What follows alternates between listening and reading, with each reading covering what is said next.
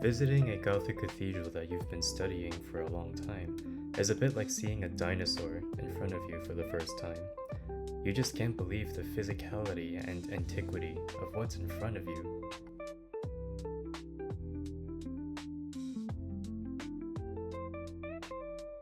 The parvis in front of the cathedral was quiet and chilly at 8 a.m.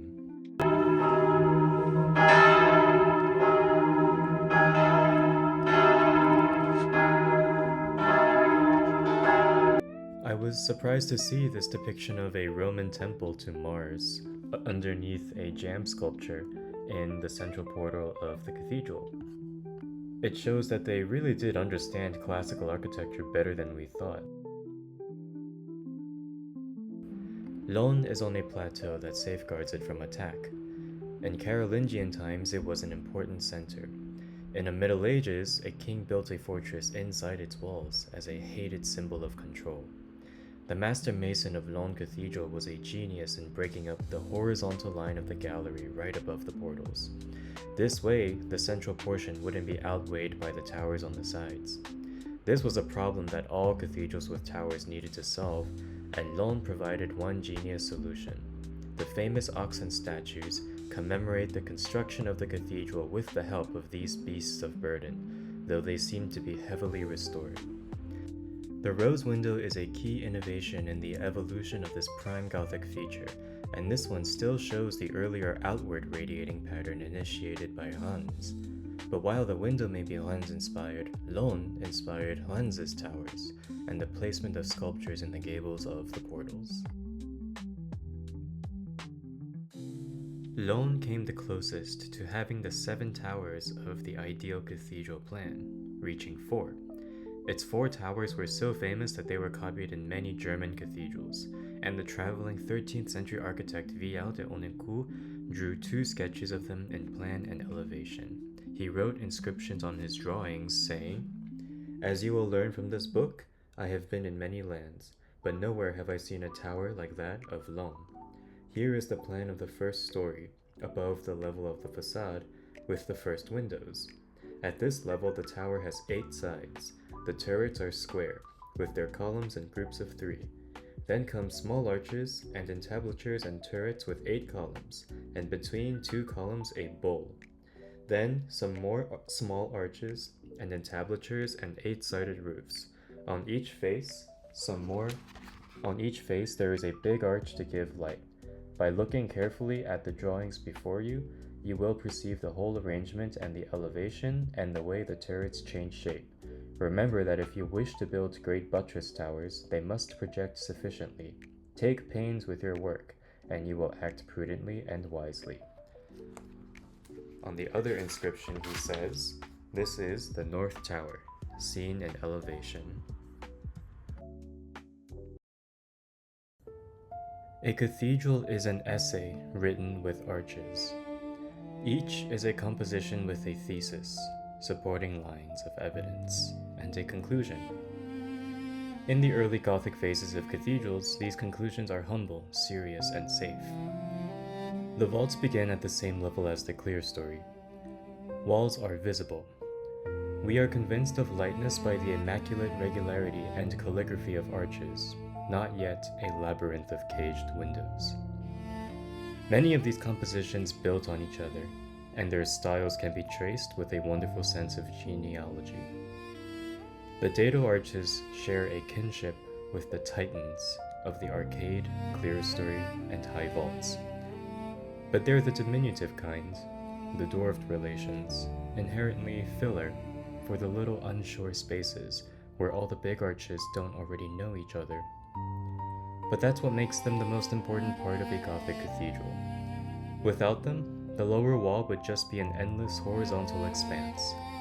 We would stand among giants with no comfort. Even their filler space is an endless, incomprehensible plain.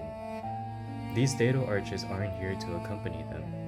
One might even say they're not there for God. They're for us humans, one of the few elements in a Gothic cathedral that are. We use them to find ourselves in this alien space, doubly so back in the Middle Ages. Most of us can fit inside each of these arches. They're human-sized. Why is that important? Because as long as we can find an arch that is our size, the entire architecture of this church made of arches becomes open to us. A Gothic cathedral is made of pointed arches of all different sizes, from the micro-architectural canopies hovering above the saints to the high vaults themselves. All we have to do is find that arch that fits us, the dados. Then our bodies become arches, and then our bodies can become the church body on all levels of size, understanding, and existence. Once we become the dado arch, we can then become the arcade arches, the clerestory arches, and the vault arches. Once we get sucked into an all-powerful understanding of the architecture and structure of the church, we can become the church in all its various elements. It shows that a Gothic cathedral is defined by the clerestory. All the lower levels of a cathedral can be as primitively Roman as possible. But if the clerestory is noticeably Gothic, that usually seals the deal. The burdensome fine line that existed between the original Sons and Sonli and the whole Romanesque corpus becomes irrelevant in light of their upgraded clerestories. It's partly the Renaissance style that fostered big windows. More light, more God. The four-square flat-facedness of the interior of many Gothic cathedrals reminds me as a native New Yorker of walking down organized, gridded city blocks. A more apt historical analogy, much more relevant to the heritage of medieval Europe, are the insulae of ancient Rome. A key idea is that the inside of a late Romanesque and early Gothic cathedral can be understood as exteriors turned interior. The classic pilastered exteriors of Roman architecture turned inside out into interior-facing architectural expression. At the most extreme end of this idea, the interior of an early Gothic cathedral can even be likened to a Potemkin village construct. One recalls the extensive support systems propping up the inner elevation of a Gothic cathedral from pier to vault, side aisles, tribunes, and buttresses. We can imagine the interior of a Gothic cathedral as the facades of a theatrical city set, crossed by the four right angles of a wide intersecting street, the central avenue of which is the center of attention. Buttresses on the outside function to prop up this theatrical set, but for centuries to come. An early Gothic cathedral can truly now be speculated upon as a dramatized, metaphysical heavenly city, a city in which angels live with Roman urban connotations, and a city whose arches one can play musical notes to according to the Platonic ideal, walking through the nave, bay by bay, and arch by arch. Gothic architecture is a style that turns Roman exteriors into interiors. The flat multi-layer structure of Gothic elevations has always made one feel like they are walking along exterior building faces. The multi-layered arches of Roman amphitheaters were turned into an indoor stadium at Saint-Rémy, an amphitheater for the worship of God, all the way to the multi-layer arcades of Isfahan. It really brings a new meaning to the quote-unquote City of God, for walking through a Gothic cathedral's nave is like walking through the tent-covered streets of the heavenly city, very similar to the insulae of ancient Rome. The crossing might be any old intersection, a fitting humility in location for the faith, or it could also be the intersection between Cardo and Decumanus, which anticipates a forum-like quality to the crossing and choir, itself often complemented with a temple and basilica. Suddenly, the four major blocks of the crossing are like four apartment buildings, where invisible angels dwell, and peer out from their luxuriously accentuated stone, multi-arched, shafted windows.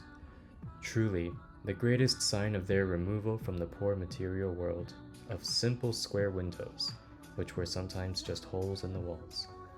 Upper galleries, this outside and inside cathedral, was a city of the spiritually wealthiest of wealthy beings.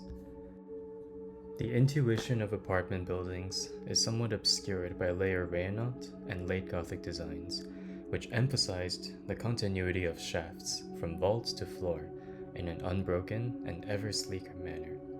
The arcade that connected these sections to the architecture of Rome was obscured.